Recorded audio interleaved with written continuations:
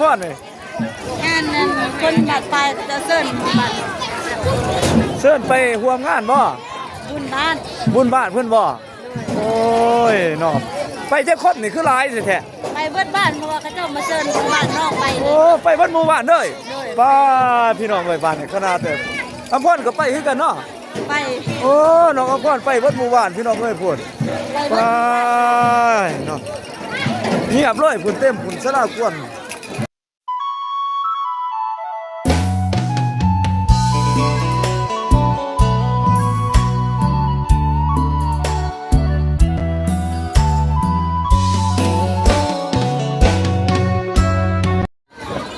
เปิดภาพมากกับยุบานนั่งหั่งมานี่มีขบวนแห่รถยังอีกเนาะบ้านนี้เนาะคนโอ้บ้านนั่งหั่งบ้านน้องบ้องน้องกระเลยน้องอำพรแตกตื่นเบิดหมู่บ้านมาร่วมกันอยู่ที่เบิดบ้านนี้แม่ยังเนาะบ้านนี้งานบุญยังเนาะบ้านนี้พี่น้องเอ้ยบ้านนี้กราบทักทายสบายดีเด้อพ่อแม่พี่น้องFC ที่เคารพฮักสุขุสุขคนเนาะยินดีต้อนรับเข้าสู่ช่องบ่าวผู้พงชาแนลคือเก่าวันนี้บ่าวผู้พงเลยมายืนอยู่บ้านอาหังเนาะมีงานสายด่วนเข้ามาเป็นการติดต่อทั้งหมู่บ้านทั้งเลขาผักบ้านเพิ่นว่าขอความช่วยเหลือพาพี่น้องทั้งบ้านนี่สิไปจะได้มาจะได้บ่าวก็บ่ฮู้รายละเอียดเนาะเพิ่นขอความช่วยเหลือมาบ่าวองค์ก็เลยเสียสละเวลามากสิพาเพิ่นไปไสมาจะได้กับติดตามไปน้ำกันโอ้ยแตกตื่นกันโอ้ไปมาเบิ่งน้ำกันหมู่บ้านนี่แม่นหยังเนาะบ้านนี้เนาะมันรถหลายคันแต่บ้านนี้โอ้เอาไปวัดหมู่บ้านด้วยบ่ไปจังได๋นี่ล่ะเอ้าสบายดีด้วยเพิ่นสิเฮ็ดจังได๋นี่ไปขึ้นสารกวนไม้เขาอยู่บ้านป้ายมันป้ายบ่แม่นเนาะ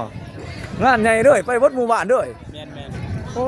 ไหลรถบางใหญ่ขึ้นสลากวนพี่น้องเอ้ยพุ่นป้าโอ้ยเนาะเขามาขนาดนี้แค่บ้านพุ่นมาเบิดหมู่บ้านนี่สิไปเบิดสุกูสุคนบ่นี่เป่าแค้นก็มีบ้านนี่โอ้คือขนาดเท่าพุ่นเอารถมาหักสนับสนีพี่น้องเอ้ยโอ้สบายดีอำพรเนี่ยอะไรเนี่ยอำพรสบายดีเนี่ยอะไรอำพรนี่งานนั้นคนบัดไปจะเซิ่นบัดเชิญไปห่วมงานบ่บุญบ้านเพิ่นบ่โอ้ยเนาะไปเจ้าคนนี่คือหลายสิแท้ไปเบิดบ้านเพราะว่าเขาเจ้ามาเซิ่นบ้านนอกไปโอ้ไปเบิดหมู่บ้านเด้อป้าพี่น้องเอ้ยบ้านนี่ขนาดเด้ออำพรก็ไปคือกันเนาะไปโอ้น้องอำพรไปเบิดหมู่บ้านพี่น้องเอ้ยพูดไปเนาะเงียบเลยพุ่นเต็มพุ่นสลากวนยะเลยบ้านนี้จะได้เนาะบ้านนี้สมบพยุกที่ไผ่สงครามกับบ้านพี่น้องเลยสมขนาดนี้จะพูดอีหยังอีกมากเลยเนาะโอ้ยเนาะมวนคึกคืนเป็นพิเศษเว้ยมันโอ้ขนาดมาร่วมโตกันเบิดทั้งผู้หนุ่มไม่รุ่มสาวเลยกะผู้เฒ่าผู้แก่ไปเบิดน้องอภรว่าสนัดสนีแท้โอ้ผู้รถพี่น้องเอ้ยนี่คันหนึ่ง2 คันนั้นนี่สลาใหญ่สลากวนเพิ่นโอ้ยคักพี่น้องกันนี่เนาะเด้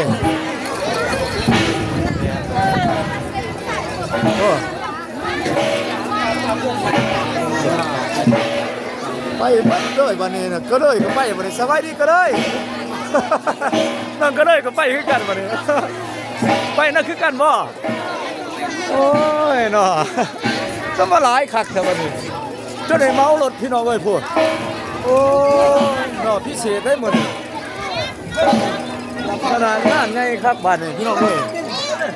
อลังการงานสร้างเลยบ้านนี้โอ้คนแห่เนี่ยทั้งโอ้ยเนาะแนวไหนเนาะบ้านนี้ขึ้นได้บ่นี่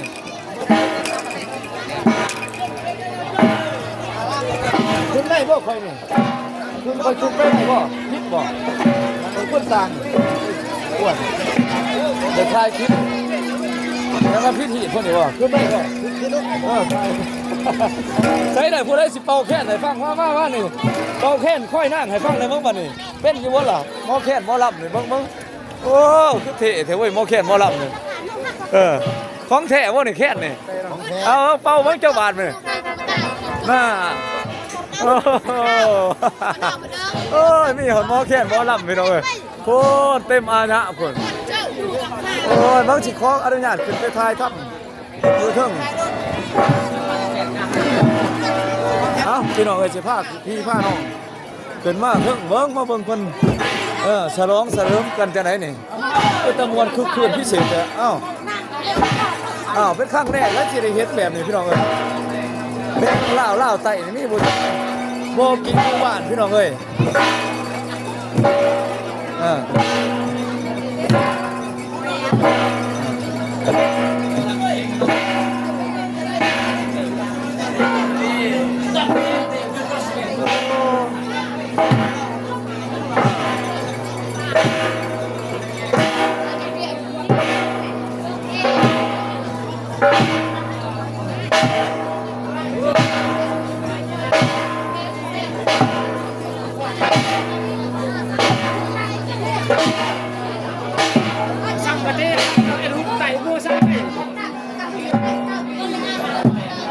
ประเพณีภูเผากระตู้กาเกียมเดินทางเซิ่นกันทั้งหมู่บ้านเด้อบ้านนี้นับแต่เด็กน้อยพุ่นไปบัดสุขสุขคนดีบ่ไปเท่าท่านแหละโอ้จังได๋เมารถเมาไว้คักแน่เนาะคักบาทนี่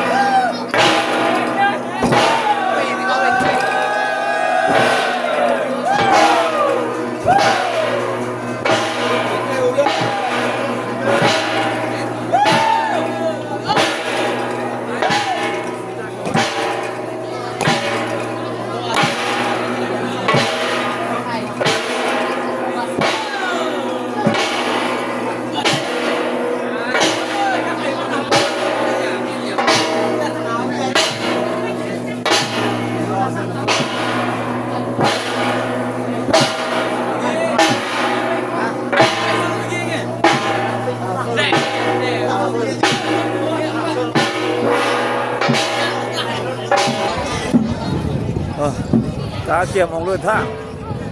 โอ้ไปเบิดสุคนเบิดบ้านเบิดเมืองอีดีเพิ่นเชิญทางนี้เนาะโอ้เชิญก็เชิญขนาดนี้เถอะเว้ยโอ้เป็นความแปลกใหม่สำหรับคนปัจจุบันพี่น้องเอ้ยเพิ่นก็ถือเสื้อถือกันพุ่นโอ้ยโดนนานมาแล้วแต่พุ่นแล้วหมู่บ้านสมพานพุ่นน่ะพี่น้องตั้งแต่ปู่สังกะสายาสังกะสีพุ่นน่ะพี่น้องเอ้ยแต่ปูคุณเต็มยัดเต็มรถเลย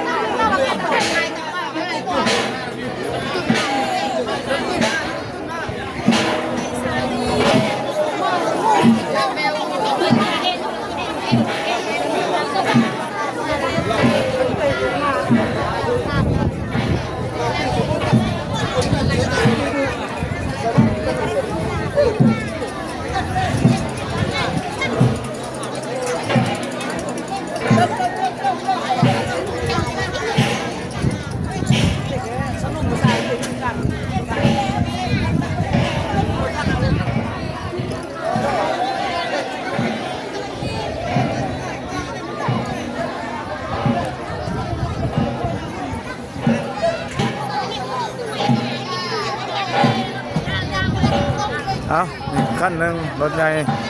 แล้วก็นี่ขั้นที่สองสามขั้นหุ่นไล่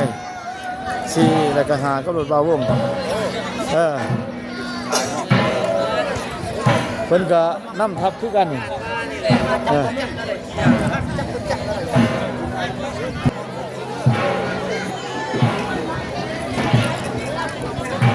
สวัสดีไอ้สุน้อย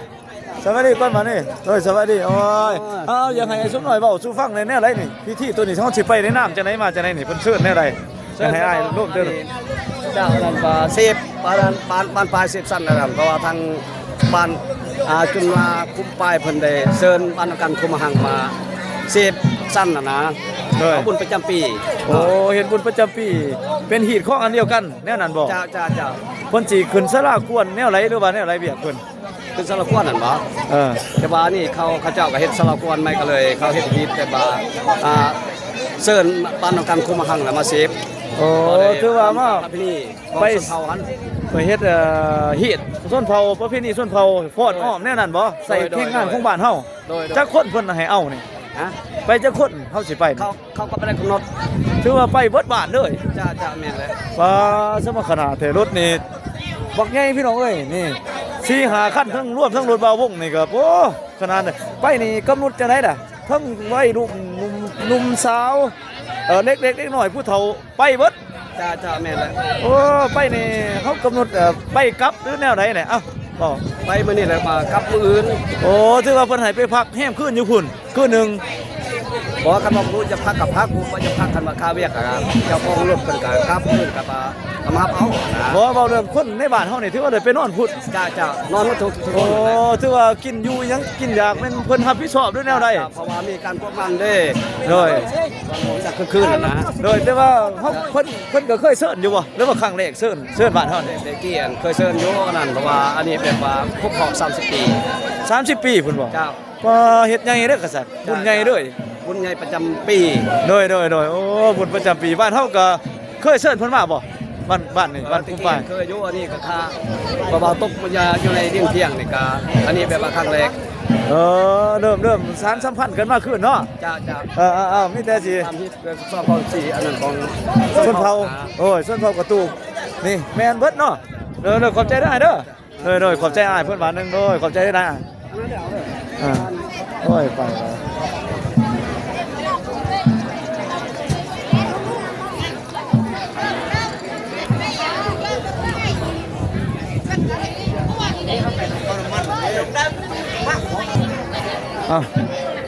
ถ้าคุณก็ไปคุณขึ้นแล้วบ่เกี่ยมแล้วบ่โอ้ยเนาะปวดไปเบิดไว้หนุ่มยิ่งหนุ่มไปเบิดพี่น้องเอ้ยถือว่าเป็นเรื่องแปลกสำหรับคนลาวสัญชาติลาวลุมเฮานี่ก็บ่เคยเห็นแม่แบบนี้ถือว่านี่เป็นทั้งความเชื่อถือเพิ่นพี่น้องเอ้ยก็เพิ่นเอารถใหญ่มาครับเอากันเต็มพาหะอยู่ทึ่งสิเด็กๆหน่อยไปเบิดสุขุสุขคนนับเป็นน้องก็เลยน้องพ่อเดี๋ยวนี้เป็นน้องสีประจันมันไปเดี๋ยวบ่เดี๋ยวว่าน้องว่องนะสิบ่ได้ไปเดี๋ยวเพราะว่าเพิ่นออกขี้เลยมันไปอยู่บ้านห้วยลำเราบ่แน่ใจครับสิได้ไปบ่ด้วยแนวใด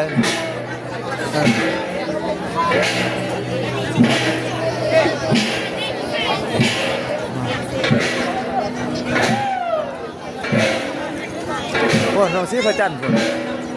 เห็นแล้วน้องสีประจันไปเบิดทุกคนพี่น้องเอ้ย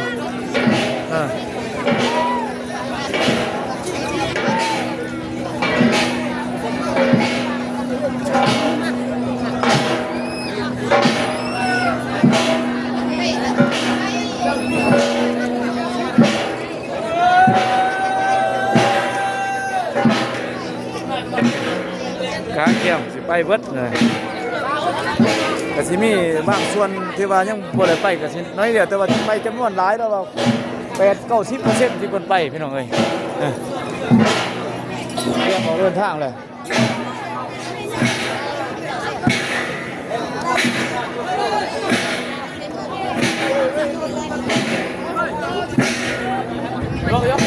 โอเคพี่น้องเอ้ยก็ บ่าวเองก็ได้เยอะคนได้ขอความช่วยเหลือไปยังบ่าววงเนาะบ่าววงก็รับคำของเพิ่นเนาะช่วยเหลือกันเด้มาพาเพิ่นทั้งพี่น้องบ้านอาหังเฮานี่แหละขอความช่วยเหลือมาบ่าววงก็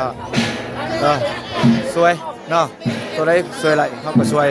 เพิ่นขอความช่วยเหลือการขนส่งเอารถบ่าวผู้วงเนาะมาส่งพี่น้องบ้านอาหังไปบ้านจุนดาคุ้มป้ายบ้านคุ้มป้ายนี่มันจะตกอยู่ในบ้านจุนดาเอิ้นว่าเป็นบ้านน้อยที่ว่ามันอยู่ในบ้านจุนดาเนาะพี่น้องเนาะบ้านน้องไม้น้องน้อยบ้านน้องไม้น้องน้อยก็เราเองก็สิได้ไปส่งเพิ่นฮอดที่ฮอดบอนแล้วก็ไปป้าเพิ่นไว้แล้วมื้ออื่นเช้าจะไปรับอีกที่หนึงเนาะพี่น้องเนาะก็สิรายละเอียดอื่นมาเป็นจังไดก็คือได้ยินจากปากของท่านได้ขาทางบ้านแล้วก็ทั้งผู้รับผู้ใหญ่เพิ่นเนาะทางบ้านก็ถือว่าเพิ่นเสื้อเชิดไปขึ้นเรือไปขึ้นฮีดเฮ็ดฮีดว่านป้ายเป็นเผาประตูภาษาเดียวกันเลยเนาะจากบ้านนี่แหละมันมี2-3บ้านนี่แหละที่ว่ามีบ้านอาหังบ้านกันดอนบ้านปลายเนาะที่ว่าเป็นถือเหียดอันเดียวกันกับบ้านหนองบอกบ้านหนองอาหังเฮาพี่น้องเอ้ยสุดท้ายนี่เราเองก็ขอขอบใจเนาะขอบคุณ FC ที่รู้ต้นแล้วก็สงสารเขามาเบิ่งมาชมคลิปของบ่าวผู้วงก็ขอให้ทุกคนมีแต่ความสุขความเจริญเนาะปราศจากโรคภัยไข้เจ็บก็เฮงๆนำไปด้วยกันขอให้คุณพระพุทธพระธรรมพระสงฆ์เนาะคุ้มครอง FC ของบ่าวผู้วงสิเดินทางไปไสมาไสก็ขอให้แคล้วคลาดให้จากภัยเงินตรายทั้งปวงม่านผู้มีบาปก็บ่สามารถทำอันตราย FC ของบ่าวผู้วงได้เนาะสุดท้ายบ่าวเองก็ขออวยใส่ให้พวกวัดทุกคนมีแต่ความสุขทั้งกายและก็ใจเนาะแล้วก็โอกาสหน้าบ่าวเองก็จะมาถ่ายคลิปให้พี่น้องเมืองใหม่โอกาสครั้งนี้ก็ขอจบคลิปไปก่อนโอกาสหน้าจะถ่ายให้พี่น้องเมืองใหม่เนาะสบายดีพี่น้องโอกาสหน้าพบกันใหม่แล้วก็คันมีโอกาสบ่าวได้ไปพุ่นจะถ่ายคลิปให้พี่น้องเพิ่มเติมว่าทั้งบ้านป้ายเพิ่นเฮ็ดจังได๋แน่เนาะบ๊ายบาย